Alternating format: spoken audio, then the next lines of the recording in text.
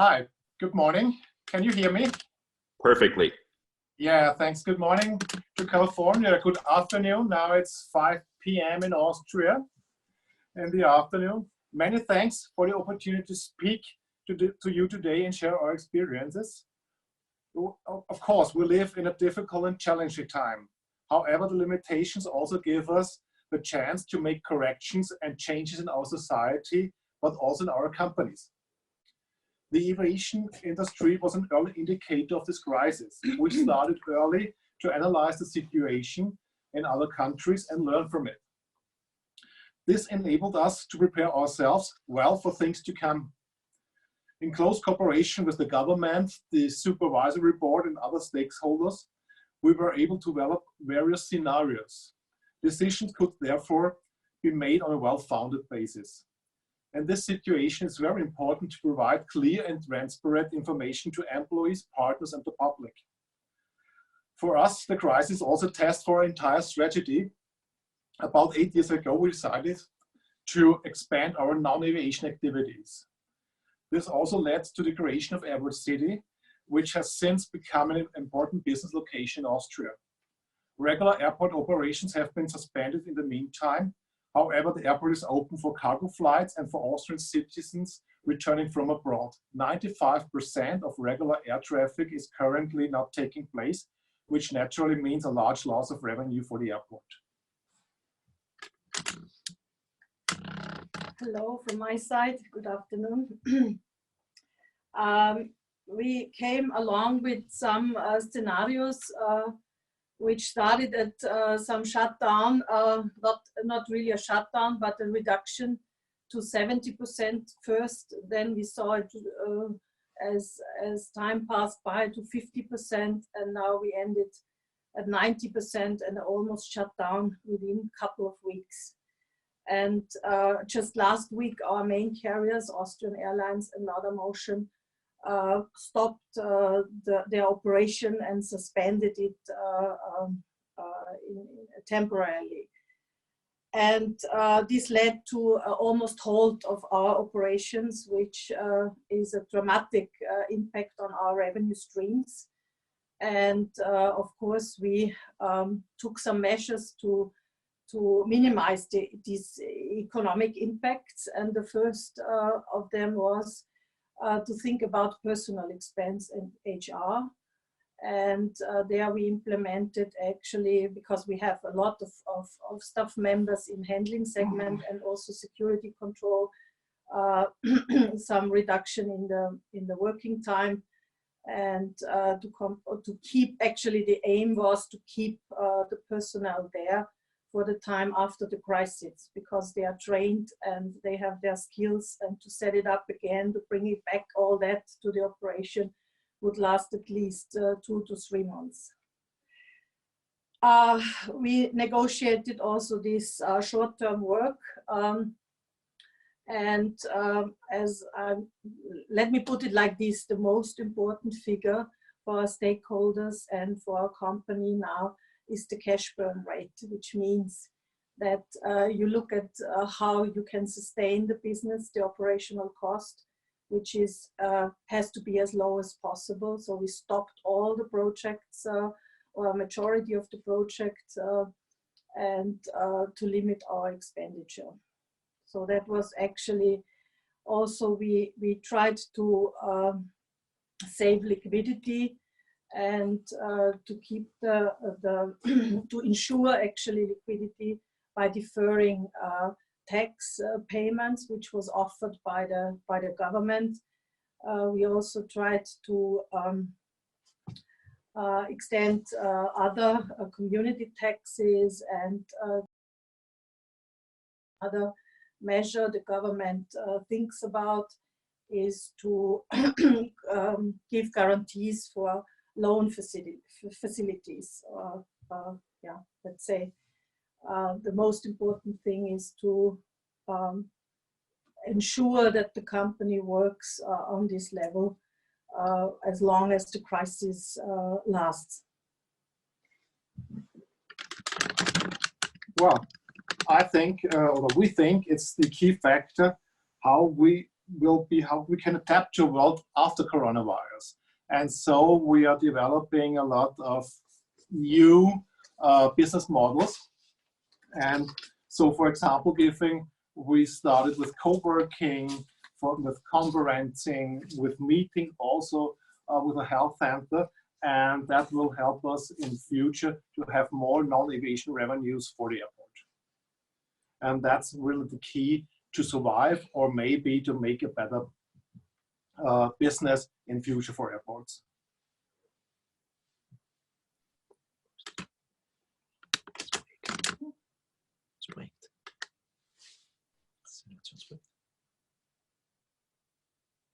Yes.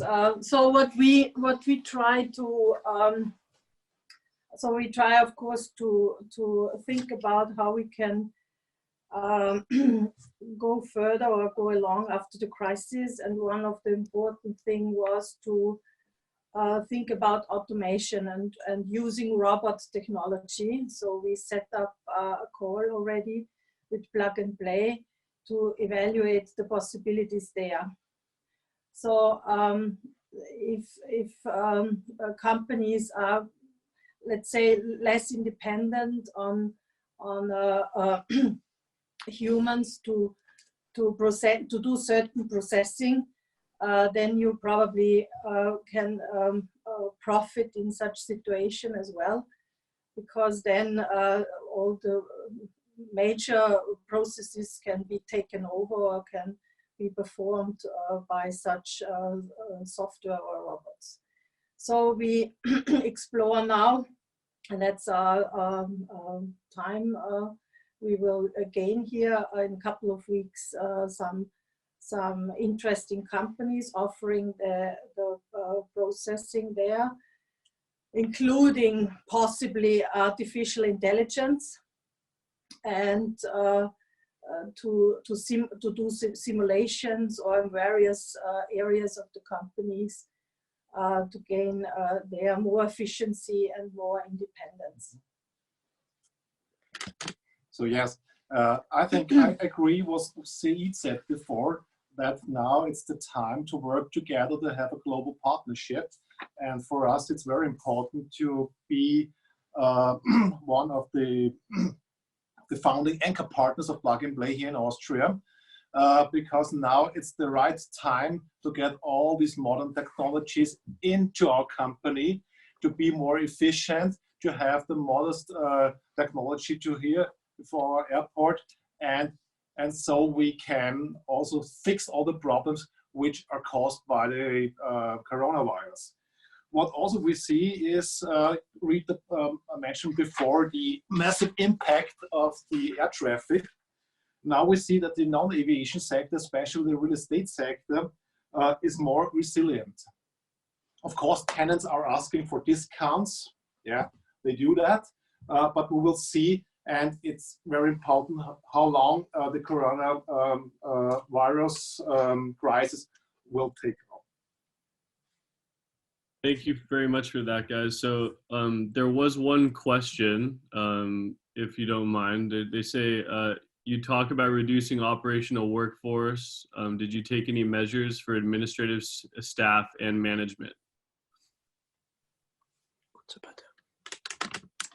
Yes, of course. So we did, as I said, first we planned to do some 70%. It was lowered to 50%. Now we have actually 10%. And now we are implementing this to our operations. And since operations is nearly down to zero, this is probably the accurate number. So we are now actually, the majority of the revenue streams are down, and we have left over like cargo, some rent income, and I don't know if you can see it in the background, the parked aircraft, the parking fees of the aircraft. So actually there's almost a shutdown. It is actually a shutdown of the airport, but it's open for cargo flights still and some remaining traffic. Thank you. And then there's a follow-on question from the same gentleman from Fraport. How did you receive management support for AI and robotics during this difficult time? And if I can chime in, Wolfgang and Rita, I guess this is a bigger question here, is how do you really keep going with innovation efforts during these difficult times? And how do you get board approval for budgets and resources that are needed to focus on technologies like AI or robotics? And are you going forward with those initiatives? Yeah. I'm very glad to say that we have the approval for a budget for proof of concepts that will start in the next weeks. It depends also of the crisis, of course, but we are ready and we're on track to do that. For example, we started with Umadum, and a lot of more of companies which are introduced by Plug and Play, and that's the future. It's the key to be successful in the future. You know, something that we heard from one of our startups that went through our previous accelerator program for travel and hospitality. Obviously, it's a very difficult time for startups, whether you're looking to raise funding, whether you're looking to get customers under your belt. But one of the silver lining comments that was made by this startup that was doing phenomenal before this crisis, and their business development efforts have obviously taken a hit. The CEO said, Amir, there were so many projects that we wanted to work on before this crisis, but we didn't have the bandwidth to focus on them because our phone was ringing off the hook with potential clients. And now that the business development efforts have taken a hit, my team can actually focus on building our tech stack better, coming up with new features and adding more value with our tech offering for our existing customers and future potential customers. And I'm hearing a similar message from you, Wolfgang and Rita, that you guys are actually looking into opportunities. We're still on track, yeah? We're looking into opportunities that you may not have been able to before this crisis. Would that be the right assumption? Yes. Yes. That's perfect. And then there's one more question from Brussels Airport. How are you preparing for post-restart world, so post-COVID-19? And then do you anticipate any changes in health security procedures similar to the changes that were implemented after 9/11? I think we as an airport, we started very early with such information and measures. I think there are here and there some topics we will solve, but majority of people and employees were well informed. They were trained how to proceed with all these measures, and I think we adapted on a really early stage already. So I think we are well prepared to restart it again, and yeah, we will certainly use here and there the opportunity to improve something, but we did all this in a very early stage of the crisis, actually before it hit us in that way. Right. And then do you guys expect any changes as it relates to health and security post-COVID-19?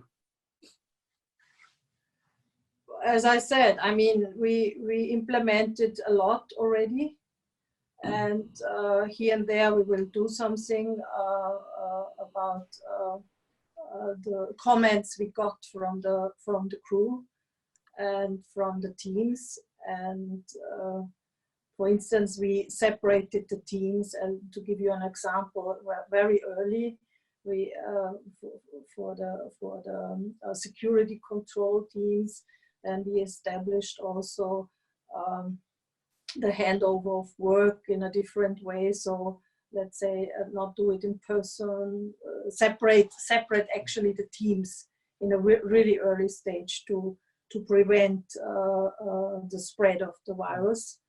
and to prevent the operational shutdown, because this is a huge risk. And we detected it, we implemented it already, and it was working through the time until we shut down the operation. Got it. Rita and Wolfgang, again, thank you so much. I have one more question for you. And then for those of the folks on the line who don't know, Vienna International is actually listed on the public markets in Austria. And I'm sure Wolfgang and Rita, you know, your stock price has taken a hit in recent weeks. I haven't looked it up recently, but I would assume that's the case. I guess my question to you is, in the eyes of the public markets, obviously there's a lot of panicking going on as it relates to the travel and hospitality stakeholders. Do you feel like the recent devaluation of public companies, especially travel-related companies, in the eyes of the public markets, do you think there's over-panicking going on, or are the a lowered valuation of public companies justified based on what's going on across different stakeholders in the travel industry? Yeah, it's a difficult question. At the end, you will know it afterwards. But let me put it like this: in some extent, I feel it was an overreaction, because and it goes back to the uncertainty people had, because nobody knew, or even now nobody knows how this will end and how the world will look like afterwards. So I would say maybe we gain back the volumes we had before rapidly, or we don't.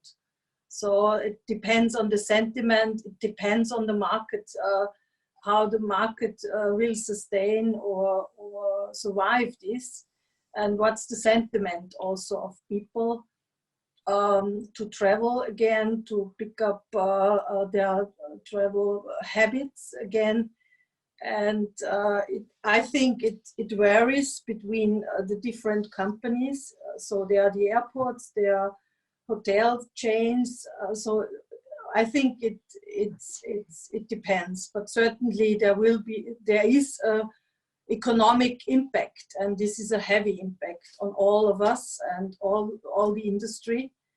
And the airport and the aviation segment was hit in the first round, and we will see what follows. But I think we all are uncertain about what will happen in the future and how we will bring back what we had before, and how long actually depends also on how long the crisis lasts. I mean, I'd like to add something. I think it's very important to see how the Asian market will develop in the future, because you have to know China is roughly 3 weeks ahead of Europe, and Europe is 2.5 weeks ahead of UK and the US. And so, especially for the Austrian tourist industry, the Asian clients are very important. And we try to find all market data and analysis how the Asian markets will recover. And that's very important. And I think China is a very good example how the problem could be fixed in the future. 100% agree, Wolfgang and Rita. Just one final question. We like to end each of these sessions on a positive note. And I know this may be a question that you don't have an exact answer to, but based on the market signals you guys are seeing, when are you hoping that Vienna International will start having operations on the aviation side again, meaning flights landing and flights taken off? And again, it doesn't have to be an exact number, but based on the data you guys have access to, do you have an estimate of when things will go back to somewhat normal on the aviation side? It's hard to say. We depend a bit on the airlines and also on the home carriers plan. First, they said they start traffic earlier. Now they suspend it for another weeks. So it will really depend on how this crisis and the spread can be limited and reduced. So in Europe, from the last figures, it's still spreading, and I don't see that it's coming back very early this year. So I cannot give you an estimate, but the measures are really tough. So I think depends also what the governments in Europe do, and what's the scenario to end the measures. And we can see a little bit in China already that they start to bring back these or to remove the bans from different areas, and we will see how successful they are by doing so. And I think we all have to learn, because this is an extraordinary situation, and maybe we can apply and learn from them a bit. But I think we will have to deal with this for sure this year. I think that for Europe it's very important how the UK or Germany or France can deal with it. That's very important for the European air traffic, and I think or hope so that we can start a regular air traffic in autumn this year, hopefully. Thank you, Wolfgang and Rita. Really, really appreciate your time and participation during these challenging times. And Wolfgang, I understand that you will be available for the open discussion session in about an hour and a half. Yeah. So there were a lot of other questions that were posted on the Q&A tab, and hopefully we can get to some of those during the open discussion session. But really, really thank you both for participating today. Thank you. Thanks, thank you for